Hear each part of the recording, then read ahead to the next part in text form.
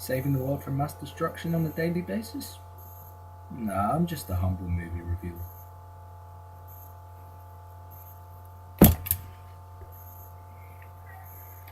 Man of Steel, everybody!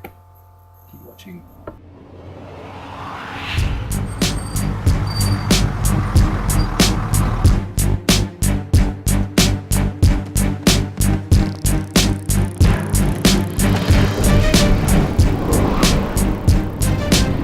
So one of the most anticipated movies of the year has finally been released, Man of Steel.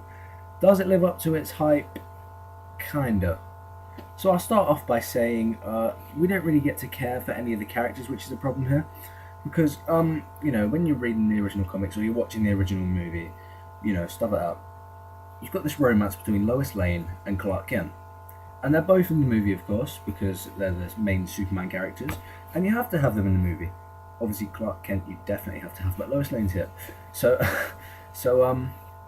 yeah, the romance between them isn't really existent. I mean, they sort of meet and they're like, oh, hey, I'm Clark. Hey, I'm Lois. And, yeah, they don't even say that. They don't even say, oh, I'm Clark, I'm Lois. They meet in this sort of cave, and Clark saves her life. That probably came across as a spoiler, but you probably know that. So, sorry if I ruined it for you, but it's not a very, inventive meeting place. They're obviously going to meet and he's saving her life because, you know, screw it. Anyway, on to other characters. So, we don't really get to care for Lois in the end of the movie because when this final battle is taking place and you've got Lois in danger, you're just like, oh, she's just a chick and she's in danger and Superman's going to save her. And that is all she comes across as, really. And it's the same with every other character. Like Lawrence Fishburne from The Matrix is in this movie, and he is a good actor. He was good in The Matrix. The movie Othello, he was good in that. So, yeah, but he doesn't really get a part in this. He plays Perry White, who I think is like the sort of boss of Daily Planet. I'm not really a Superman fan as such, so I'm not really sure of all the characters. I didn't really know who Zod was, to be honest. I mean, I knew who he was, like sort of. I knew that he was the villain and stuff like that, and I knew his sort of like his background and what sort of powers he had. But I wasn't really. But I don't know if he has an alter ego and stuff like that. So yeah, I think Zod's sort of his family name, and the little symbol like Superman's like S, but it's not actually an S. It's the symbol of hope in his coat of arms for his family. Zod has the same sort of thing, and his one probably means Zod, maybe. Anyway, so yeah, we don't really get to care for other characters such as Lawrence Fishburne's character, and like he's in danger, and you're just like, oh, he's another guy, and screw it. And I don't think General Zod was a really good villain, to be honest, because he didn't really have much of a plan. I mean, he had a plan, he wanted to save Krypton and everything, and he needed Superman, and well, Kal-El as he's called, and yeah, so like he doesn't really have a plan as such. He's just another villain with a revenge plan, or in his case, he wants to save his planet, and he's sort of saying, oh, I'm not a bad guy. Well, why are you destroying our Earth? You could just come and go, hey, Kal-El, get in my spaceship, which he does do, and I'm not going to spoil any of that for you because I'll let you see the movie for yourself. This isn't a spoiler review, although I probably could have made it one, but anyway, I'm not going to make it one. Let's just carry on talking about Zod for a minute. And he's sort of like a two-dimensional character, as all the other characters are. He's not like, normally the villains that are standout, such as the Joker. I'm not going to put in too many like references or sort of what do you call it? I'm not going to compare it too much to the Dark Knight trilogy, but that was a comparison. He's not really an interesting villain or a stand-up villain like the Joker was, or Lex Luthor was in Superman Returns, played by Kevin Spacey. He was a better villain than Zod. And I thought, he's kind of boring, and his death was stupid, and sorry I ruined, he does die, yes, but you kind of probably already guessed that because most villains die in movies. But yeah, he wasn't really a great villain, that's all I was trying to put across. And his death is really stupid and quick, and like when he's like every time he's sort of having a fight with someone, or Superman is fighting another character, they're always like flying through buildings or something. Like they don't have a punch up and just say, hey, how you doing? Boosh.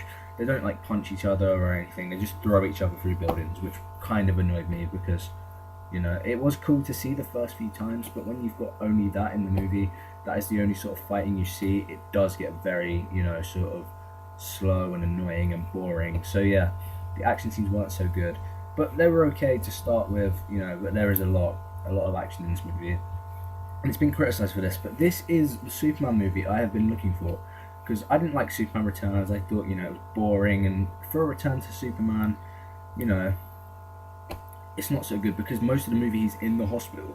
And in this movie, we sort of see Superman, you know, well, he's not even Superman in this movie, he's Kal-El.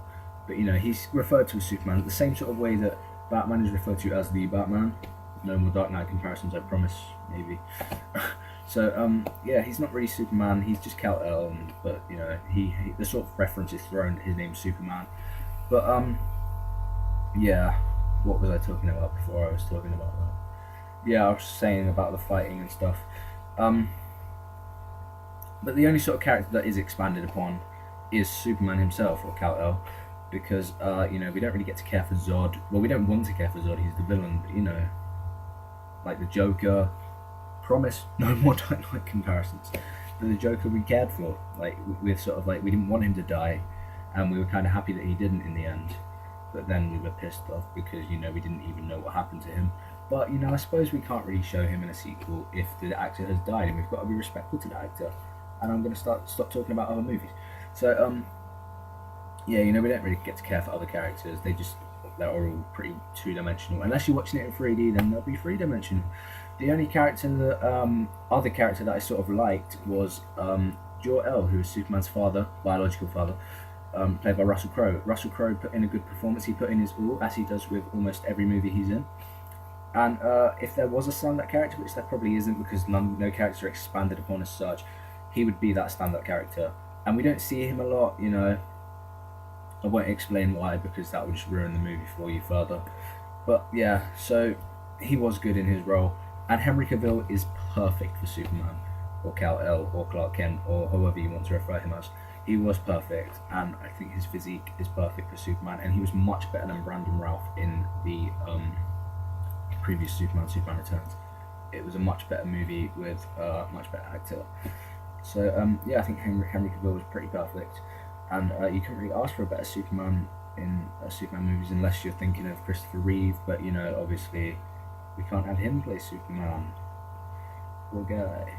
Anyway, yeah, so I will say it's a good movie, but the action is sort of, we've seen it all and it gets boring after a while. There's not really a proper conversation that you know, care about, because it's just like, hello, how are you? Fight scene. And the scenes skip like really fast paced, you know, they sort of just skip to one scene. It's like we've got the first scene with Kal-El like being transported to Earth, and it just skips to him like as an adult, and then it suddenly skips to him as a child. But I think it would have been better if it just showed him as a child and then showed him grow up. Like, you know, the scenes just skip too quick. Like, you've got a scene of Superman sort of, you know, learning to fly and, you know, like trying to control his powers and stuff, and then just skip Lois Lane. So that was kind of annoying, the way that the scenes are skipping like all the time. But it's still a good movie. I know I've ranted about it and I've said things I didn't like, but I've also said things that I do like, and I'm still going to give it 4 stars out of 5 because I think as a Superman movie, it's a pretty good one, because, you know, it's the only Superman movie I've enjoyed as such, because like I enjoyed the first one, but you know, Superman Returns sucked in my opinion. So yeah, it was pretty good. Like, when you think of it as a popcorn flick, if you think of it as not a sort of, you know, Superman movie, if you think of it, you know, the same way like Transformers was a sort of good flick if you're bored and you just want some action, like mindless action. That's kind of what you get, but you still get a story with it to sort of wrap the, you know, stupidness up. So yeah, I'll say it's a good time, and as a popcorn flick, or you know, something that you want to enjoy, I will give it 4 stars out of 5, and thumbs up to Zack Snyder as director. Yeah, so you can kind of tell in scenes that he is directing it. You know, it's got sort of the same sort of action, well, not action, but the same sort of like filming technique that he's used in previous films, such as Watchmen and 300. You kind of tell it's him. And the Nolan sort of element, you can kind of tell he's in there in the first few scenes, like because of the seriousness of it and everything. But then you realise it's not a Nolan film; it is a Snyder film, and we've got to respect him for that. And we can't really compare it too much to the Dark Knight movies or the Nolan movies, because in the end, it isn't a Nolan movie; it's a Snyder movie, and it works for that. So thank you for watching. I hope you enjoyed my review, and if you did, as always, remember to subscribe and like. Thank you, and goodbye.